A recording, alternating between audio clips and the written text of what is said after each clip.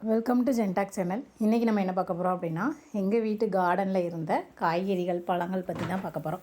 இது ஃபஸ்ட்டு என்ன அப்படின்னா அவரைக்காய். இது வந்து வீட்டிலே காய்ச்சது. நம்ம வீட்டில் நம்ம கடையில் வாங்கிட்டு வந்த அவரைக்காய் நல்லா முத்திடுச்சு அப்படின்னா, அந்த விதைகளை நீங்கள் என்ன செஞ்சுக்கலாம் அப்படின்னா, காய வச்சு இந்த மாதிரி வச்சோம் அப்படின்னா, இந்த அவரைக்கொடி கொஞ்சம் சின்னதாக தான் இருக்கும். சின்னதாக இருக்கப்பவே நமக்கு நல்ல காய் இருக்கும். இந்த அவரைக்கொடி நம்ம வீட்டில் காய்கறிலாம் வளர்க்குறோம் அப்படின்னா, வீட்டில் இருக்கிற வேஸ்ட்டு எல்லாத்தையும் நீங்கள் என்ன செய்யணும் அப்படின்னா, அந்த வெங்காயம், பூண்டு, தக்காளி இந்த காய்கறி கழிவுகள் எல்லாத்தையும் சேகரித்து ஒரு வாளியில் போட்டு தண்ணி ஊற்றி ஒரு 2 நாள் கழித்து அந்த தண்ணியை ஊற்றுனீங்க அப்படின்னா, இந்த காய்கறிகள் எல்லாமே ரொம்ப சூப்பராக வளரும். இப்போ பாருங்கள், அடுத்து நான் பறிக்கிறது பாகக்காய். பாகக்காய் ஒரு 3 வாட்டி நான் என்ன செஞ்சுருக்கேன் அப்படின்னா பறிச்சிருக்கேன். அவரைக்காயும் நமக்கு ஒரு 3-4 வாட்டி பறிச்சிருக்கோம். இது ஃபஸ்ட்டு டைம் நான் என்ன செஞ்சேன் அப்படின்னா அறுவடை செஞ்சது. இது எல்லாமே நான் ஒரே நாளில் எல்லாம் பண்ண கிடையாது.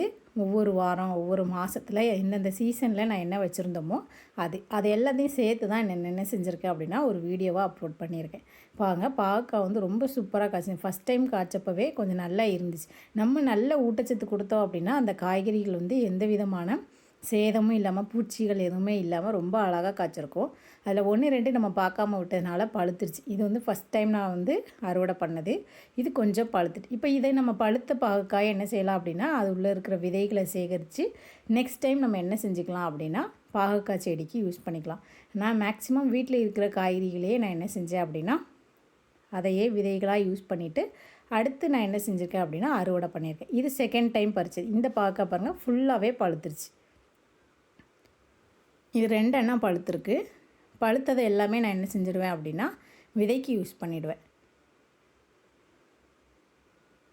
பாகக்காய் ரொம்ப ரொம்ப டேஸ்ட்டாக இருக்கும். வீட்டில் வைக்கிற நீங்கள் எந்த காய் நீங்கள் வீட்டுக்கு வாங்குறீங்களோ அதே ஜாதியில் தான் நமக்கு கிடைக்கும். பெரிய பாகக்காய் சைஸில் நீங்கள் வாங்கினீங்க அப்படின்னா அதே மாதிரி நமக்கு விளையும். சின்ன பாகக்காய் சைஸில் வாங்கினோம் அப்படின்னா அதை மாதிரி தான் இருக்கும். நான் சின்ன பாகக்காய் தான் நல்லா பழுத்ததை தான் விதைகள் எல்லாத்தையும் எடுத்து காய போட்டு திரும்ப என்ன செஞ்சுருக்கோம் அப்படின்னா ரீயூஸ் பண்ணி அதை அறுவடை பண்ணியிருக்கோம். பாகக்காய் ஒரு நல்லாவே காய்ச்சிச்சு. நல்ல மழை டைமாக இருந்தாலும் சரி, வெயில் டைமாக இருந்தாலும் சரி, இந்த மாதிரி கொடியாக நம்ம படத்தி விட்டுட்டோம் அப்படின்னா பாகக்காய் சூப்பராக காய்க்கும். இதுக்குன்னு ஒரு 2-3 கொடி மாதிரி இந்த மாதிரி கெட்டி விட்டுருந்தோம். இன்னும் அடுத்த அறுவடைக்கு சின்ன சின்ன காய்கள்லாம் காய்ச்சிருக்கு. அதை எல்லாத்தையுமே நம்ம என்ன செஞ்சுக்கலாம் அப்படின்னா நெக்ஸ்ட் டைம் அறுவடை பண்ணிக்கலாம். இது செகண்ட் டைம் நான் பாகக்காய் எடுத்திருக்கேன். இப்போ பூக்கள் எல்லாம் பூத்துருக்கு. இந்த பூக்கள் எல்லாமே அவரைக்காயில் பூக்கள் எல்லாமே பூத்தப்போ நீங்கள் என்ன செஞ்சுக்கணும் அப்படின்னா மோர் கரைசல் ஊற்றுனீங்க அப்படின்னா அவரைக்கொடி நல்லாவே வளரும். இது 2 காய்கறி தான் நான் யூஸ் பண்ணியிருந்தேன். ரொம்ப அதிகமாக யூஸ் பண்ணலை. இது சப்போட்டா மரம். இது சப்போட்டா மரம் சீசன் டயத்தில் நல்லா காய்க்கும். இதுக்கு அடுத்து நான் லாஸ்ட்டில் சப்போட்டா காமிக்கேன். அதுக்கு முன்னாடி இது எங்கள் வீட்டில் விளைஞ்ச பலாமரம். பலாமரத்துலேருந்து பலாக்காய், அதாவது ஒரே கொத்தில் இந்த மாதிரி மொத்தமாக தொங்கும். இந்த மாதிரி பலாக்காய் கொத்து கொத்தாக தான் காய்க்கும். பாருங்கள், ஒரே ஒரு இதில் இந்த மாதிரி நிறைய காய்ச்சிருக்கு. இது எல்லாமே எங்கள் வீட்டில் உள்ளது தான். இது ரொம்ப சூப்பராகவே என்ன செஞ்சுருக்கு அப்படின்னா விளைஞ்சி இந்த மாதிரி முட்கள் எல்லாம் விரிஞ்சிடுச்சு அப்படின்னா அந்த பலாக்காயை நல்லா விளைஞ்சிடுச்சு அப்படின்னு அர்த்தம். இது இன்னும் கொஞ்சம் நல்லா விரியணும் அந்த முட்கள். மீதி எல்லாமே கொஞ்சம் பிஞ்சாக தான் இருக்குது. முட்கள் எல்லாம் ஊசியாக இருந்துச்சு அப்படின்னா அது பிஞ்சாக இருக்கும். அந்த முட்கள் நல்லா விரிஞ்சிட்டு அப்படின்னா பழம் ரெடி ஆகிடுச்சு அப்படின்னு அர்த்தம். இப்போ மேலேயும் ஒரு 2 பீஸ் இருக்குது. ஒன்றா தனித்தனியாக இருக்குது. கீழே நமக்கு என்ன செஞ்சிச்சு அப்படின்னா ஒரே கொலையில் ஒரு 4-5 இந்த மாதிரி பலாக்காயும் நல்லா காய்ச்சிருந்துச்சு. பலாமரம் வருஷத்தில் ஒரு வாட்டி தான் எங்களுக்கு என்ன செய்யும் அப்படின்னா காய்க்கும். இது எல்லாமே ஒவ்வொரு சீசனில் காய்ச்சது. மேலே பாருங்கள் ஒரு 4 மொத்தமாக இருக்குது உச்சியில். அதுக்கப்புறம் தனித்தனியாக ஒரு 2 பீஸ் இருக்குது. அதுக்கப்புறம் கீழே கை வச்சு நம்ம எட்டி பறிக்கக்கூடிய மாதிரி இந்த மாதிரி என்ன செஞ்சுருக்கு அப்படின்னா காய்ச்சிருந்துச்சு. இது ரொம்ப சூப்பராக இருக்கும். டேஸ்ட்டுமே ரொம்ப அழகாக இருக்கும். இது பலாப்பழம் எப்படி கட் பண்ணி எடுக்கலாம் அப்படிங்கிறது கடையில் உள்ளது. இது எங்கள் அப்பா பலாப்பழ சீசன் டயத்தில் பலாப்பழம் மொத்தமாக போட்டிருந்தாங்க. இந்த மாதிரி பலாப்பழம் ரொம்ப அழகாகவே கட் பண்ணி எங்கள் வீட்டில் உள்ளது என்ன செஞ்சாச்சு அப்படின்னா ரெடி பண்ணி நாங்கள் வீட்டில் கட் பண்ணி எடுத்து வச்சுருக்கோம். ரொம்ப டேஸ்ட்டாக இருந்துச்சு. இனிப்புமே ரொம்ப அழகாக இருந்துச்சு.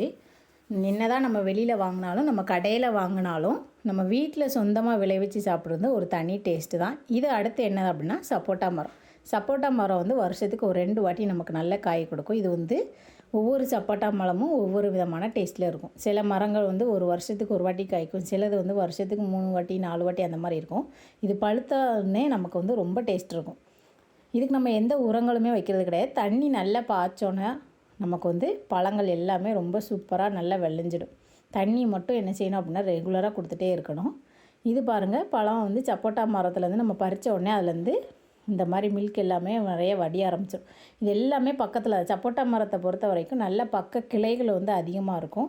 ஒவ்வொரு கிளைகள்லேயுமே காய்கள் வந்து நிறைய கொத்து கொத்தாக காய்க்கும். சப்போட்டா மரம் மட்டும் நம்ம வைக்கிற மரத்தை பொறுத்து நீங்கள் எந்த விதமான ஜாதியில் வைக்கிறோமோ அந்த விதமானது. சிலது வந்து கொஞ்சம் கம்மியாக காய்க்கும், சில ஒட்டுக்காயாக இருந்துச்சு அப்படின்னா நல்லா மொத்தமாக காய்க்கும். எங்களுக்கு வந்து சைஸ் ரொம்ப பெருசாக வராது, இந்த மீடியமான சைஸ் தான். 1-2 வந்து நம்ம இந்த அணில் எல்லாமே கடிக்க ஆரம்பிச்சிடும். அந்த மாதிரி ஸ்டேஜ் வரப்போ நம்ம என்ன செஞ்சிடணும் அப்படின்னா எல்லாத்தையுமே பறிச்சிடணும். சப்போட்டா பழமும் எங்களுக்கு வந்து சூப்பராக ஒரு 2 வாட்டி, இது வந்து செகண்ட் டைம். ஃபஸ்ட் டைம் நான் ஏற்கனவே காமிச்சேன், இது செகண்ட் டைம். அடுத்து வந்து சீத்தாமரம். இது வந்து ரணகள்ளி செடி அப்படி சொல்லுவாங்க. இது வந்து சும்மா அந்த சீத்தா மரத்தில் தொங்க விட்டுருக்கோம் நாங்கள். இதுக்கு அடுத்து வந்து இதில் வந்து சீத்தாமர பழம் வந்து அந்தந்த சீசனில் நல்லா காய்க்கும். காய்ச்சிச்சின்னா அதுவுமே என்ன செய்யும் அப்படின்னா நல்லா மொத்தமாக தான் காய்க்கும், கம்மியாக காய்க்காது. இது எல்லாமே இப்போ தான் கொஞ்சம் சின்னதாக இருக்குது. சீத்தாப்பழத்தை பொறுத்த வரைக்கும் நல்லா விரிஞ்சு கலர் கொடுத்ததுக்கப்புறம் தான் பறிக்கணும். இல்லை நீங்கள் பறித்து வச்சிட்டிங்க அப்படின்னா சீக்கிரமே என்ன செஞ்சிடும் அப்படின்னா கருத்து போயிடும். இப்போ இந்த பழங்கள் பாருங்கள் நல்லா விரிஞ்சிருக்கு. இதையும் விட நல்லா என்ன செய்யணும் அப்படின்னா பழம் இந்த மாதிரி நல்ல கலர் மாறி அந்த வெளியில் இருக்கிற தோல் எல்லாமே நல்லா விரிவு கொடுத்ததுக்கு அப்புறம் தான் அந்த பழத்தை என்ன செய்யணும் அப்படின்னா பறிக்கணும். கொஞ்சம் நல்லா நமக்கு வந்து ஒரு ஆரஞ்சு வித் எல்லோ கலரில் நமக்கு வந்து தெரியும். அந்த மாதிரி தெரிகிறப்ப நீங்கள் பறிச்சிங்க அப்படின்னா நீங்கள் பறித்து வீட்டுக்குள்ளே வச்சு ஒரு 2-3 நாள் வச்சிட்டாலே பழுத்துடும். இல்லாமல் வெறும் பச்சைன்னு இருக்க காயை பறிச்சிங்கன்னா எத்தனை நாள் ஆனாலும் என்ன செய்யாது அப்படின்னா பழுக்காது, கருப்படிச்சிடும். இந்த மாதிரி நல்ல கலராக இருக்கப்போ என்ன செஞ்சுக்கோங்க அப்படின்னா சீத்தாப்பழத்தை பறிச்சிடணும். இதிலேருந்து ஒரு 2 நாள் நீங்கள் விட்டுட்டீங்க அப்படின்னா அணில் குருவி எல்லாமே என்ன செஞ்சிடும் அப்படின்னா சாப்பிட்டு போயிடும். இப்போ இது எல்லாமே ஒரு 4-5 காய் என்ன செஞ்சேன் அப்படின்னா நான் வந்து பறிச்சாச்சு. இதை ஒரு 4 டேஸ் கழித்து நம்ம என்ன செஞ்சுக்கலாம் அப்படின்னா வீட்டிலே அரிசி உள்ளே வச்சு பழுக்க வச்சாலும் சரி, இல்லை வெளியிலே வச்சாலுமே நமக்கு என்ன செஞ்சிடும் அப்படின்னா நம்ம வந்து பழுத்துடும். அரிசி உள்ளே வச்சோம்னா நம்ம மறக்காமல் வெளியில் எடுத்துடணும். ஒரு பழம் அப்படியே வெடித்து போய் பழுத்தாக்கில் அப்படியே இருக்குது பாருங்கள். இந்த ஸ்டேஜை நம்ம பறிக்காமல் விட்டுட்டோம் அப்படின்னா அடுத்த அணில் குருவி எல்லாமே நமக்கு வந்து சாப்பிட்ரும். அதனால் கரெக்டான ஸ்டேஜில் நீங்கள் என்ன செஞ்சுருங்க அப்படின்னா பழத்தை பறிச்சிடணும். இந்த ஸ்டேஜ் வந்து கரெக்டான ஸ்டேஜ். நீங்கள் பறித்த உடனே நம்ம என்ன செஞ்சிடலாம் அப்படின்னா பழம் தானாகவே வெடிச்சிருக்கு. இந்த ஸ்டேஜில் நம்ம என்ன செஞ்சுக்கலாம் அப்படின்னா பறித்து உடனே சாப்பிட்றலாம். அவ்வளோ சூப்பராக இருக்கும்.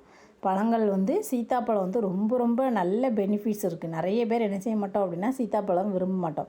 ஆனால் ஒரு சிலருக்கு என்ன பழம் கொடுத்தாலும் அவங்க சீத்தாப்பழம் தான் ரொம்ப விரும்பி சாப்பிடுவாங்க. சீத்தாப்பழம் அவ்வளோ அழகாக இருக்கும், டேஸ்ட்டும் ரொம்ப சூப்பராக இருக்கும். இது எல்லாமே மாங்காய். இது வீட்டில் உள்ளது கிடையாது, தோட்டத்தில் உள்ளது. இது எல்லாத்தையுமே என்ன செஞ்சாச்சு அப்படின்னா மாங்காயை வீட்டில் பறித்து போட்டிருக்காங்க எங்கள் அப்பா. தனித்தனி ரகமாக இருக்கும். மாம்பழ சீசனில் நம்ம என்ன செஞ்சுக்கலாம் அப்படின்னா மாங்காவை வீட்டில் பழுக்க வச்சுக்கலாம். என்னென்ன சீசன் இருக்கோ அந்தந்த சீசன் டயத்துக்கு ஏற்றாக்கில் நம்ம என்ன செஞ்சுக்கலாம் அப்படின்னா எல்லாமே பறித்து யூஸ் பண்ணிக்கலாம். இது எல்லாமே மாங்காய். 2 வகையான மாங்காய் கிடக்கு.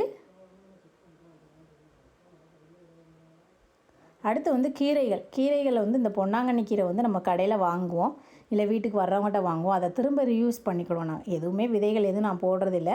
வீட்டில் இருக்கிற காய்கறி எல்லாத்தையுமே அப்படியே ரீயூஸ் பண்ணி தான் இந்த மாதிரி ரெடி பண்ணுது. இது வந்து பொன்னாங்கண்ணி கீரை.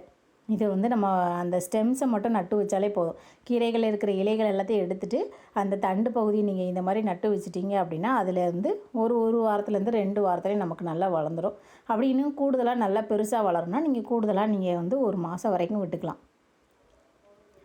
இந்த மாதிரி க்ரோ பேக் வச்சு அப்படி இல்லைன்னா சும்மா மண்ணில் நட்டு வச்சாலுமே பொன்னாங்கண்ணி கீரை அவ்வளோ சூப்பராக வளரும்.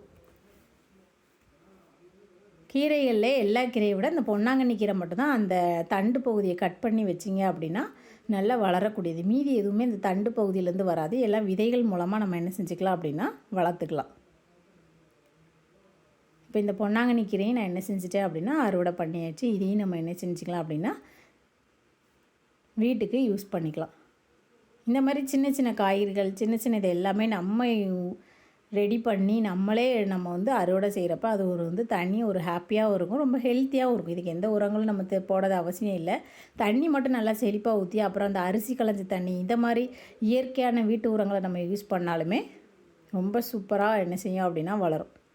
அடுத்து எல்லாமே சும்மா சாதாரண பூக்கள் தான் வீட்டில் உள்ளது.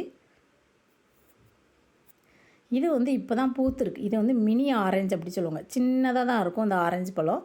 ஒரு லெமன் சைஸ் கூட வராது. அதை விட சின்னதாக இருக்கும். இப்போ தான் எல்லாமே பூக்கள் வந்திருக்கு. ரெய்னிங் டைமில் நமக்கு என்ன செய்யும் அப்படின்னா பூக்கள் பூக்கும். அப்படி இல்லைன்னா அந்தந்த மரங்களுக்குரிய சீசன் வர்றப்ப அந்த பூ பூக்கும். இது வந்து நல்லா பெருசாக ஆனதுக்கப்புறம் நான் காமிக்கிறேன். இப்போ தான் மொட்டு வச்சு சின்ன சின்ன காய்கள் எல்லாமே வந்திருக்கு. இந்த ஆரஞ்சு வந்து நம்ம கடையில் விற்கிற மாதிரி ரொம்ப பெருசாலாம் வராது. ரொம்ப சின்ன சைஸில் தான் இருக்கும். மினி ஆரஞ்சு அப்படி சொல்லுவாங்க. இதுவுமே நம்ம வீட்டில் வளர்க்கலாம். நல்லாவே வளரும். நம்ம லெமன் செடி மாதிரி தான், எலுமிச்சம்பழம் செடி மாதிரியே நல்லா வளரும். இது வந்து அவரைக்காய். வீட்டில் காய்ச்ச அவரைக்காய் வந்து நம்ம பறிக்காமல் உங்களுக்கு விதைகள் வேணும் அப்படின்னா இந்த மாதிரி நல்லா முத்த விட்டு இந்த இலைகள் எல்லாமே அந்த வெளியில் இருக்கிற தோடெல்லாம் நல்லா காயிற வரைக்கும் நீங்கள் அப்படியே விட்டுட்டீங்க அப்படின்னா இந்த மாதிரி ஆகிடும். இப்போ இதை நம்ம என்ன செஞ்சுக்கலாம் அப்படின்னா அந்த விதைகளை எடுத்து உடனே நீங்கள் என்ன செஞ்சுக்கலாம், அப்படியே முளைக்க போட்டாலே முளைச்சிடும். கொஞ்சம் தண்ணி ஊற்றணும். இப்போ நான் 2 அப்படியே நான் விட்டுருக்கேன். இது 2யுமே நான் என்ன செஞ்சுக்கலாம் அப்படின்னா தனித்தனி முளைக்க போட்டுட்டோம் அப்படின்னா ஒரு செடி முடியும், அடுத்த செடி நமக்கு வந்து வளர்ந்துடும். இந்த வீடியோ பிடிச்சிருந்தா லைக் பண்ணுங்கள், ஷேர் பண்ணுங்கள், மறக்காமல் சப்ஸ்கிரைப் பண்ணுங்கள். நீங்களும் உங்கள் வீட்டில் இந்த மாதிரி சின்ன சின்ன காய்கறிகள் பழங்கள் எல்லாமே வச்சு நம்ம என்ன செய்யலாம் அப்படின்னா உருவாக்கி உங்களுக்கு மண் வளம் வீட்டில் இடம் இருந்துச்சுன்னா நீங்கள் இதை யூஸ் பண்ணிக்கோங்க. தேங்க்யூ.